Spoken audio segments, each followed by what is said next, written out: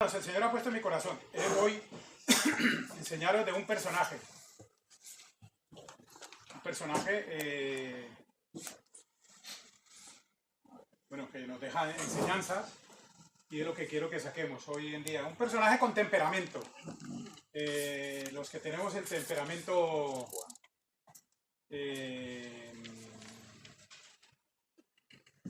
flemático, o el temperamento melancólico, o el temperamento sanguíneo, y los que tenemos el temperamento, ¿cuál es? Colérico, venía siendo más o menos así. Yo siempre digo, este hombre, por lo poco que lo he estudiado, tenía el mismo temperamento que tengo yo, y yo creo que algunos, que también sé que lo tenéis, que es colérico sanguíneo. O sea, domina el colérico y de segundo el sanguíneo. Melancólico y flemático, normalmente, no sé si os acordáis que estudiamos los temperamentos. Siempre está el dominante y hay otro que le sigue. Pues yo soy colérico sanguíneo, soy peligroso, sí. Además, soy colérico sanguíneo, soy colombiano. Eso me hace también peligroso. No, yo creo que eso me hace la fama, pero no que sea.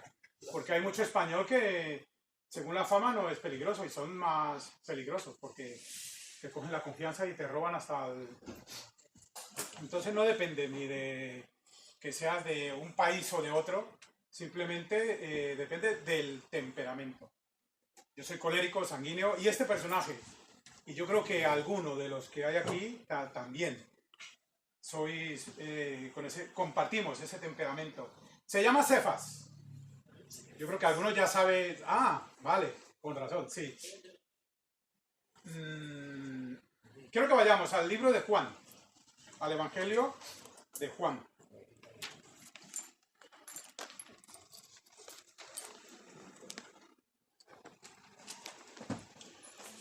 Capítulo 1.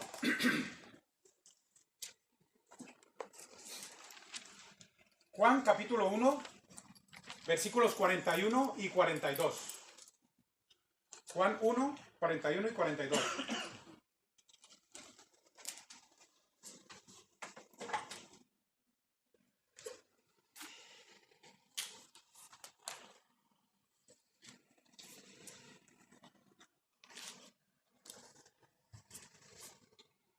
El Evangelio de Juan, capítulo 1, versículo 41 y 42, dice así la palabra de Dios. Este halló primero a su hermano, Simón, y le dijo, hemos hallado al Mesías, que traducido es el Cristo. Y le trajo a Jesús, y mirándole Jesús, dijo, tú eres Simón, hijo de Jonás, tú serás llamado Cefas, que quiere decir Pedro. Pedro, en arameo, equivale a piedra. Y equivale a, en griego, que se lee, no se escribe, porque para escribir griego no creo que sepamos mucho, pero se pronuncia, creo, Petros. Si quiere, en griego también quiere decir Pedro. El sobrenombre puesto por el Señor Jesucristo a Simón, hijo de Jonás, en el versículo 42, donde dice, tú eres Simón, hijo de Jonás, tu nombre será, tú serás llamado Cefas, que quiere decir Pedro. Primero que todo, aclaremos algo que se presta para confusiones en muchas ocasiones. La roca sobre la cual nuestro Señor Jesucristo dijo que edificaría su casa, no es Pedro. Como algunas sectas quieren poner en práctica y hacer poner en práctica a las personas que le siguen. La iglesia no es Pedro, el hombre, sino la confesión que este hombre hizo. Porque mira, allí en Mateo, capítulo 16, versículos 15 al 19,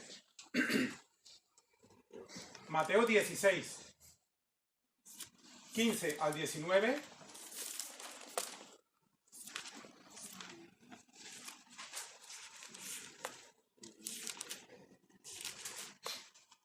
Mateo 16, 15 al 19 dice, él les dijo, ¿y vosotros quién decís que soy yo? Respondiendo Simón Pedro, dijo, tú eres el Cristo, el Hijo del Dios viviente. Entonces le respondió Jesús, bienaventurado eres, Simón, hijo de Jonás, porque no te lo reveló carne ni sangre, sino mi Padre que está en los cielos. Y yo también te digo que tú eres Pedro, y sobre esta roca edificaré mi iglesia, y las puertas del Hades no prevalecerán contra ella. A ti te daré las llaves del reino de los cielos, y todo lo que atares en la tierra será atado en los cielos, y todo lo que desatares en la tierra será desatado en los cielos. Vamos a orar. Amado Dios, gracias te damos por permitirnos poder estar con la salud suficiente para poder estar reunidos como tu iglesia en este momento aquí en Villarreal. Te pedimos que nos ayudes, que abras nuestro entendimiento y nos permitas poder discernir lo que tú quieres que aprendamos en esta mañana, Padre. Como siempre te pido que pongas o quites palabras en un servidor para el crecimiento de cada uno de los que aquí estamos. Te lo pedimos todo en el precioso nombre de Cristo Jesús. Amén. Amén. La cuestión es quién o qué es la roca.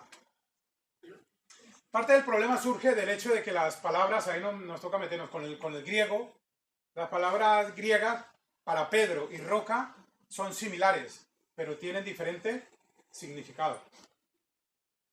El primer término, Petros, significa piedra o canto suelto.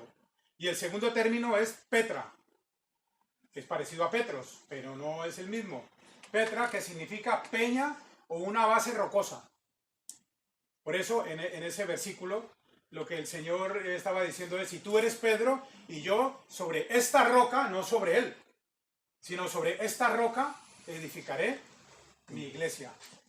Y cuando dice roca se refiere a la confesión hecha por Pedro del Señor Jesucristo, que era o que es el Hijo del Dios viviente. Pero hay otra cosa más que está un poco más abajo, en el versículo 19, dice, y a ti te daré las llaves del reino de los cielos. Ya está. El apóstol Pedro es el primer papa. ¿Puede ser? Y tiene las llaves de los cielos. Es decir, que cuando tú llegas a los cielos, está San Pedro como conserje. ¡Para ahí! ¿A dónde vas? Y no deja entrar a nadie porque es el que tiene las llaves. Lo cual se ha creado una, como muchas de la palabra de Dios, una total mentira. No hay ningún Pedro con llaves en las puertas del cielo esperando que nadie vaya.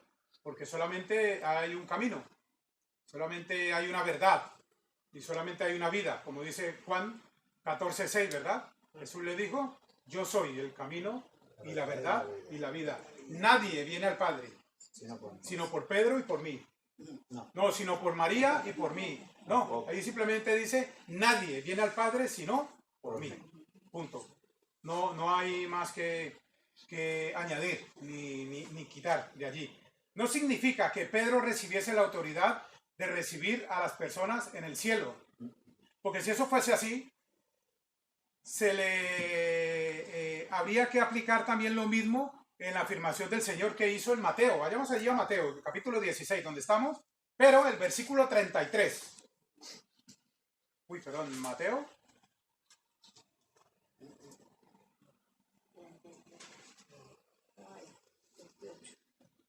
A ver si no es Mateo. Mira que lo vi ayer. 23. ¿Mm? Sí, perdón, el 23. Mateo 16, 23 dice, pero él volviéndose dijo, ¿a quién? A Pedro, el Señor Jesucristo, quítate delante de mí, Satanás, que eres tropiezo, porque no pones la mira en las cosas de Dios, sino en la de los hombres. Si nos tomamos estas cosas literales, entonces Pedro tiene las llaves del cielo, pero entonces Pedro es Satanás. ¿Qué estás diciendo? Si lo tomamos así, porque allí lo dice, ¿no? El Señor Jesucristo le está diciendo, quítate delante de mí, Satanás. ¿Y a quién le estaba hablando? Pedro. No, es que Pedro tenía a Satanás. No, simplemente era una manera de hablar del Señor Jesucristo y le estaba diciendo de que esas cosas no venían por pensamiento suyo, sino que estaba siendo influenciado por Satanás, de que estaba queriendo que no siguiera el camino que tenía que seguir él, el cual era el del Calvario, para poder tener salvación para ti, para mí y para todos aquellos que quieran recibir al Señor Jesucristo. Por eso, allí donde dice, a ti te daré las llaves del reino de los cielos, no quiere decir que Pedro esté con las llaves como conserje, esperando a ver a quién puede dejar entrar o no. No es así. El Señor Jesús dijo, esto tiene que ver también con el reino de los cielos sobre la tierra. Esto es aquella esfera que contiene a todos los que profesan a Dios, a todos los que profesan al Rey de Reyes. En otras palabras, a todos los que profesamos ser cristianos, a eso se refiere. Es decir, hermano mío y hermana mía, que tú tienes las llaves del reino. ¿Sabéis cuáles son las llaves del reino? El Evangelio. Esas son las llaves que abren el reino.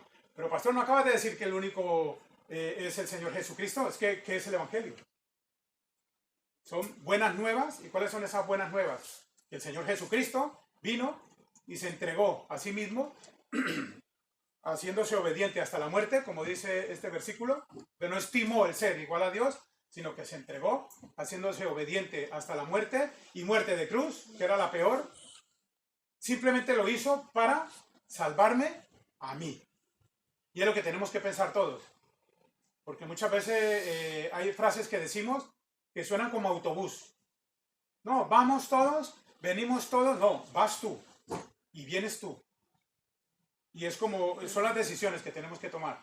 Por eso el Señor Jesucristo vino y murió en la cruz para salvarte a ti y para salvarme a mí.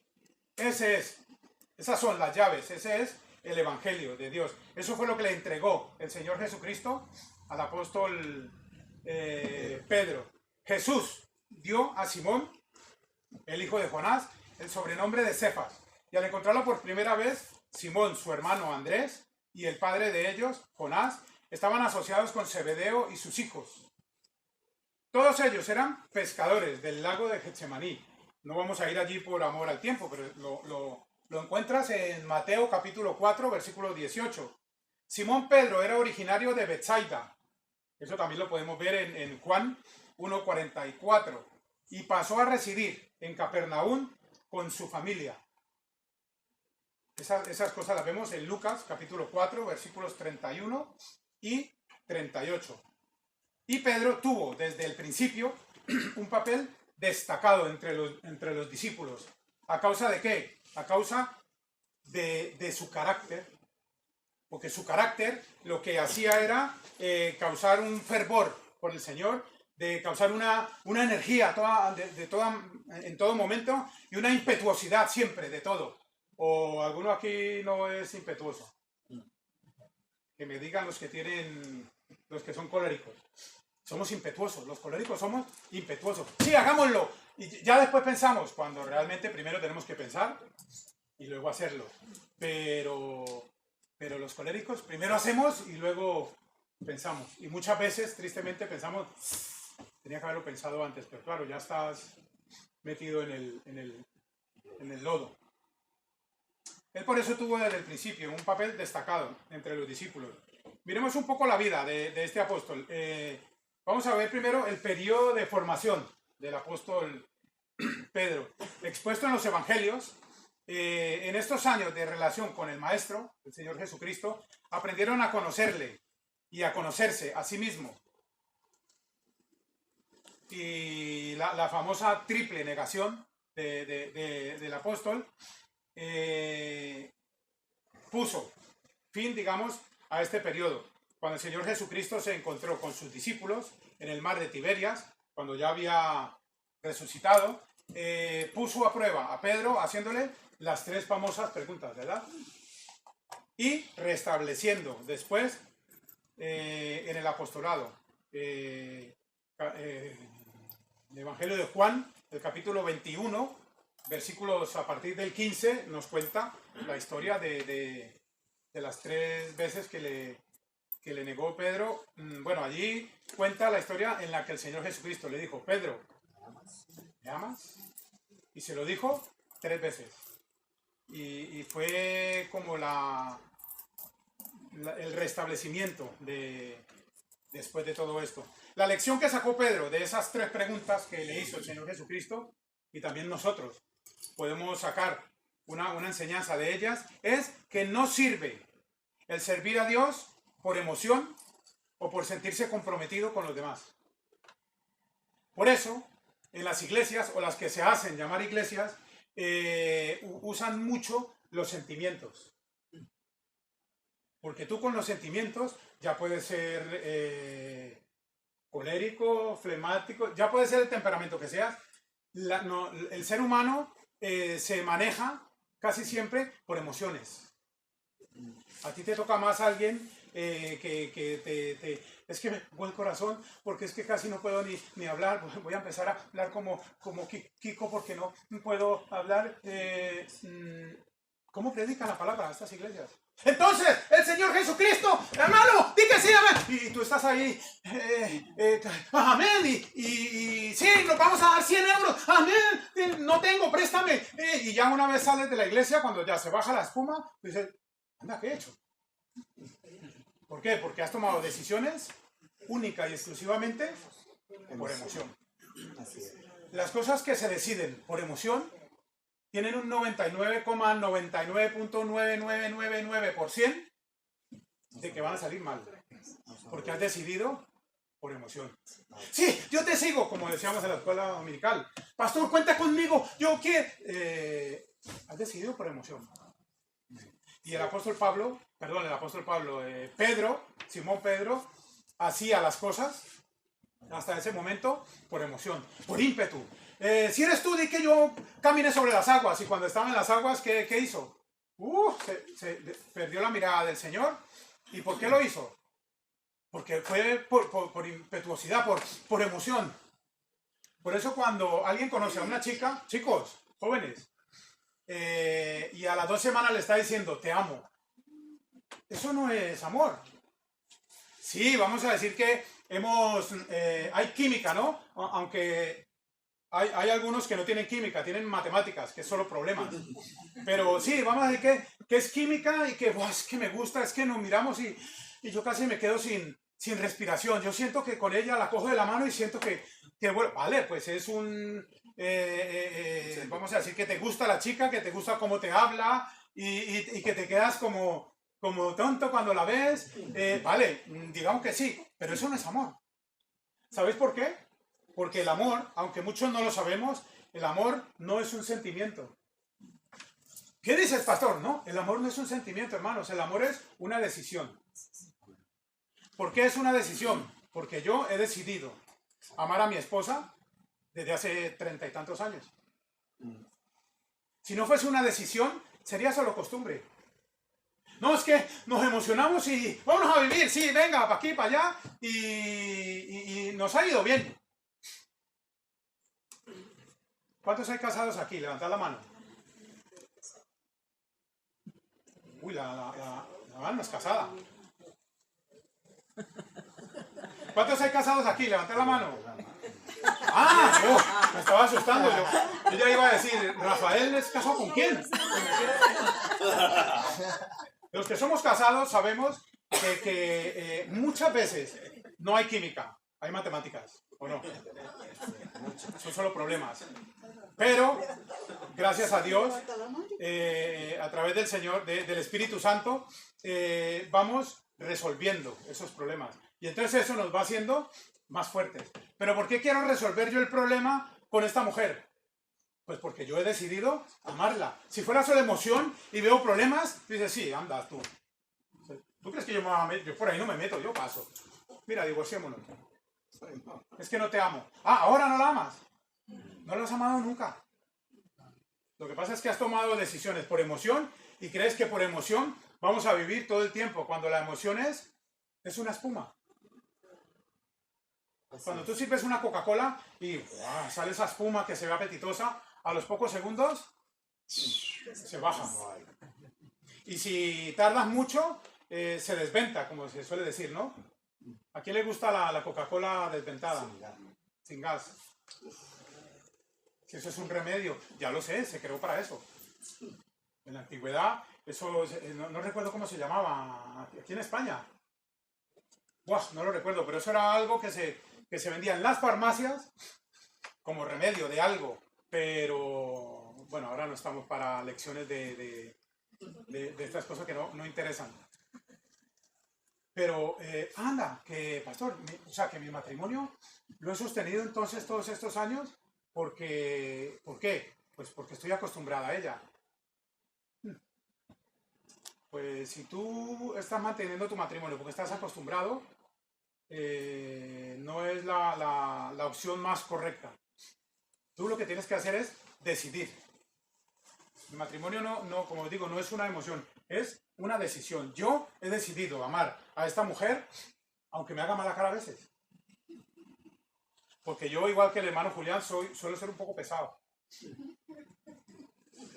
Yo sé que estará pensando un poco, dice. Pero es que no sé, a veces me gusta hacerle cosas pesadas solamente para yo recibir esa mirada que me hace. A veces, a mí esa mirada me encanta, esa mirada que me suele hacer ella. Yo no sé cómo me mira de una manera que digo, ¡guau! He tenido su atención. ¡Ole! Ya, ahí ya me puedo quedar quieto. Pero yo he decidido amarla a ella y yo sé que ella ha decidido amarme a mí. No estamos por emoción. Porque cuando una pareja se une por emoción, cuando se baja la espuma, que es la emoción, ahí dice, anda, ¿y qué hemos hecho? Pues nada, tú por tu lado y yo por el mío. Y es lo que pasa cuando no decidimos con decisiones importantes. Y estas decisiones, Simón hasta ese momento las había tomado todas por emoción. O si no, cuando fueron a apresar al Señor Jesucristo, ¿quién sacó la espada y le mandó un sablazo al pobre Malco, que se llamaba, ¿no? Pues fue el apóstol. Bueno, ¿y por qué el apóstol, siendo discípulo de Jesús, andaba con espada? ¿No os habéis preguntado eso? Eso será para otro estudio que se me ocurrió a mí. Yo digo, mira, pues les pondré ¿cómo se dice? El dulcecito. Y después hablaremos sobre el tema. ¿Habéis oído hablar de los celotes? Pues tiene que ver por ahí, por esos lados, el Simón Pedro. En cuanto al periodo de formación, la lección que sacó el apóstol Pedro y nosotros podemos sacar es eso, de que debemos de tomar decisiones de corazón, porque las sientes, no por emoción. Las cosas que siempre tomamos decisiones por emoción son las que más están condenadas al fracaso. El amor para Cristo es el único motivo aceptable para servirle. No, es que yo voy a ir a limpiar la iglesia porque yo sé que el domingo el pastor allí en la lista pone los nombres del que vino a limpiarla. Y entonces, claro, yo como me he puesto ahí, entonces va a decir, gracias por el hermano Mari. Entonces yo me levanto y digo, de nada, hombre. Fue con mucha humildad. No estás haciendo las cosas por amor a Cristo. Estás haciendo las cosas porque te conviene para algo. Es que yo estoy en esta iglesia porque me ayudan. No sé si te parece muy fuerte lo que te voy a decir, pero si tú estás en esta iglesia porque te ayudan, te digo sinceramente, de todo corazón, ahí está la puerta, es mejor que te vayas. Porque si venimos a la iglesia para que nos ayuden, podemos ir a cualquier iglesia. Y nos pueden ayudar. Entonces, la que más me interese de ayuda, a esa voy. Oye, pero son de esta secta, me da igual, pero me ayudan. Bueno, pues ves ahí. Pero cuando queremos servir al Señor, cuando queremos agradar al Señor, y tú estás en esta iglesia porque quieres agradar al Señor, entonces es cuando estamos tomando una decisión correcta. Y es esa, el hacer las cosas para agradar al Señor. La palabra nos enseña que no debemos profesar el amor a Cristo solamente, sino vivirlo en cada momento. ¿Y eso en qué? Pues en casi nada. Cuando somos felices. Nuestra hija con nuestro yerno van a tener un bebé. En unos cuantos meses vamos a estar, si Dios quiere, dichosos y contentos de ver esa criatura. Yo ya me imagino tenerla en mis brazos y me va a recordar cuando la tenía a ella. Claro. Cargada en mis brazos y yo sé que eso es una emoción que no puedes compartir, Entonces, voy a alabar al Señor allí. Voy a decirle gracias, Señor, por esta preciosa bendición que me estás dando. Qué bien, ¿verdad? Es fácil. Pero, ¿y la parte contraria? ¿Y en los problemas? Es que yo pensé que me iban a dar trabajo todo el mes y ahora me han dicho de que no, que me vaya a casa. Y yo necesitando ese dinero y ahora no tengo, no sé qué voy a hacer. Allí, en ese momento es donde tienes que decir, Señor, te sigo alabando. Hay unos versículos en el Antiguo Testamento que son preciosos, que dice, aunque la higuera no florezca, ni las vides, ni en las vides haya fruto, con todo, yo me voy a quejar, me voy a quejar, Jehová. ¿Verdad que no? Dice, con todo, yo te alabaré. Con todo, aunque tenga los problemas que tengo, aunque tenga las deudas que tenga, aunque tenga estas cosas económicas, familiares y físicas que tengo de salud, yo con todo eso te voy a alabar. Igual. Le estás dando a entender al Señor que me da igual lo que tenga. Yo lo que quiero es alabarte. O si no, que se lo pregunten a Daniel, ¿no? Y a Sadrán, Mesach y Abednego, como nos ha enseñado el hermano Julián. Que sepas, oh rey, de que no nos vamos a arrodillar a esa estatua que tú has erigido. Pero, porque tenemos un Dios que nos va a proteger del lago del horno de fuego, que estaba calentado 7 veces más. Pero es que ellos no se quedaron ahí solo. Sigue diciendo la palabra, pero aunque no, que sepas que no nos vamos a arrodillar. Y nosotros muchas veces decimos, yo voy a ser fiel al Señor, pero cuando te ofrecen algo que tú sabes que no está bien, anda, pero lo necesito, y ya dejas al Señor a un lado. Es como si estos hermanos, hombres, dijeran en ese entonces, nosotros no nos vamos a arrodillar, porque sabemos que Dios nos va a salvar del horno de fuego. Pero si el Señor en ese momento les hubiese dicho, no, si yo no estoy ese fin de semana ahí. Y ellos hubiesen dicho, vale, sí, nos arrodillamos. Están tomando las cosas por emoción, pero ellos tomaron una decisión. Y es lo que Dios quiere que ver en sus hijos y en sus hijas, que seamos decididos a hacer lo que Dios quiere que hagamos, no lo que a ti te parezca, o lo que tú veas que te conviene mejor. Sí, ya sé que es que estos son de esa religión o de la otra, pero el Señor entenderá. No, el Señor no entiende. El que está siendo sabio en su propia opinión eres tú. Debemos ser fieles al Señor en todo.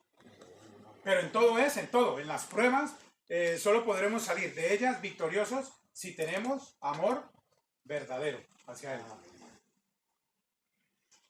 Su periodo de formación, la conducción de la iglesia también en la vida de este apóstol. Al comienzo del libro de los Hechos se expone el segundo periodo, durante el cual Pedro condujo a la iglesia con audacia y firmeza y llevó a los hermanos a reemplazar a Judas por un discípulo que hubiera conocido el Señor.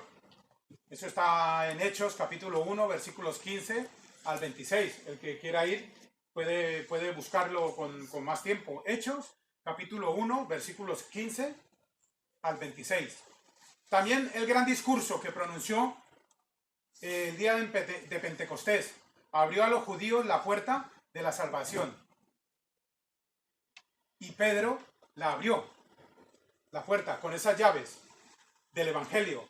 Abrió la puerta a los gentiles, al dirigirse a Cornelio y a los que estaban en su casa, en Hechos 10.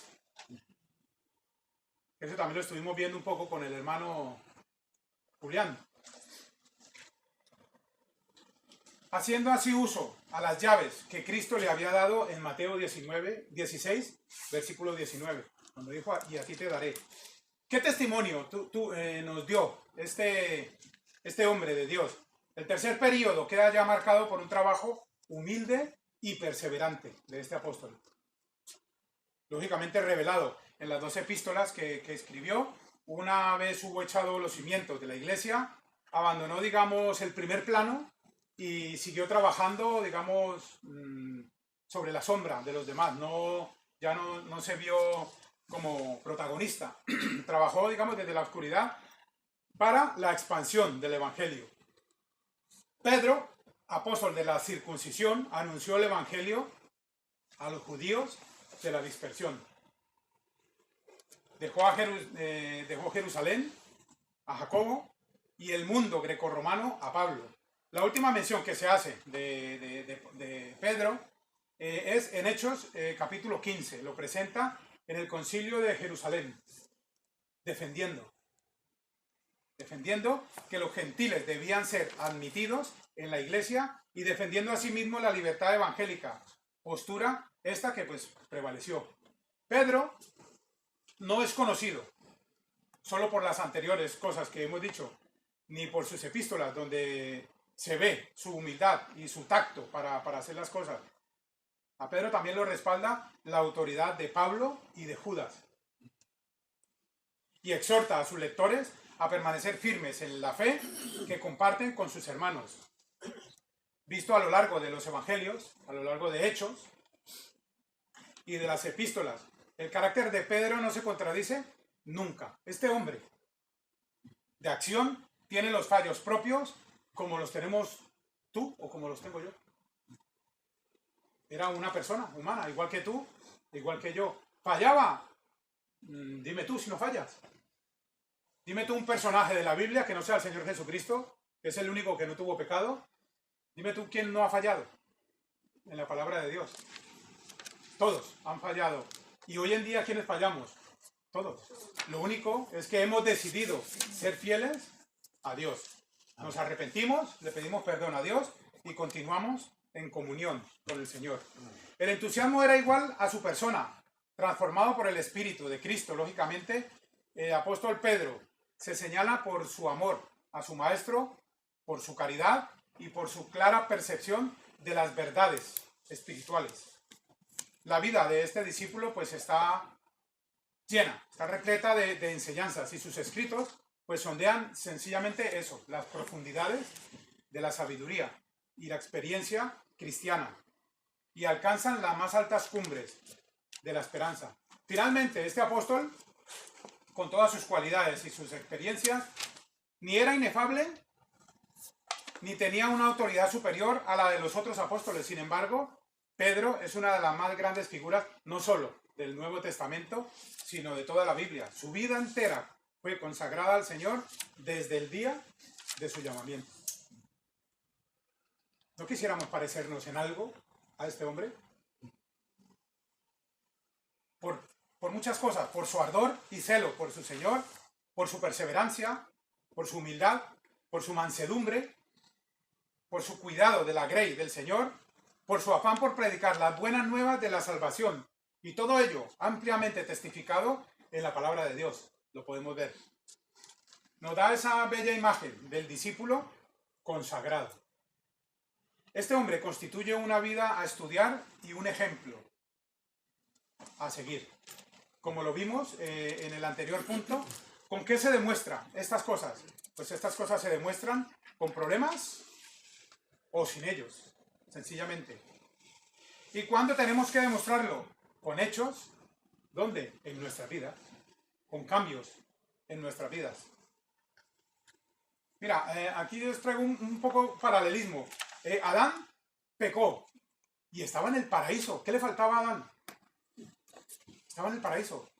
El Señor Jesús fue fiel en el desierto con toda tentación y fue fiel. David fue infiel siendo rey. Lo tenía todo, pero incluso así fue infiel. José, además, su fidelidad brilló en medio de siendo esclavo, en medio de la esclavitud, y fue fiel.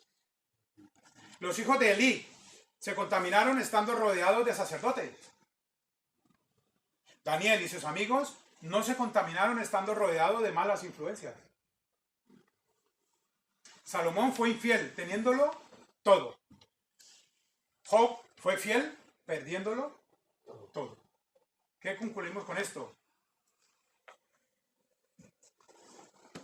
Que obedecer a Dios es una decisión personal. Yo no te puedo obligar a que decidas obedecer a Dios. Tú no me puedes obligar a que yo decida obedecer a Dios. Soy yo el que tomo la decisión de obedecer a Dios. Y eso se llama, desde el principio de la creación hasta que se termine, el libre albedrío. Yo soy libre de escoger lo bueno y lo malo. ¿Cuál es nuestra función? ¿Cuál es mi función como pastor de esta iglesia? Mostraros lo bueno y lo malo. Y es decisión vuestra, lo que queráis tomar. Si venís a mí, yo os puedo aconsejar a través de la palabra de Dios lo que Dios quiere para nuestras vidas y lo que Dios no quiere. Y ya cada uno puede decidir lo que quiere tomar. Obedecer a Dios es una decisión personal. No depende de las circunstancias en las que estés, sino en la decisión que hayas tomado. Mira, yo quiero terminar con Juan.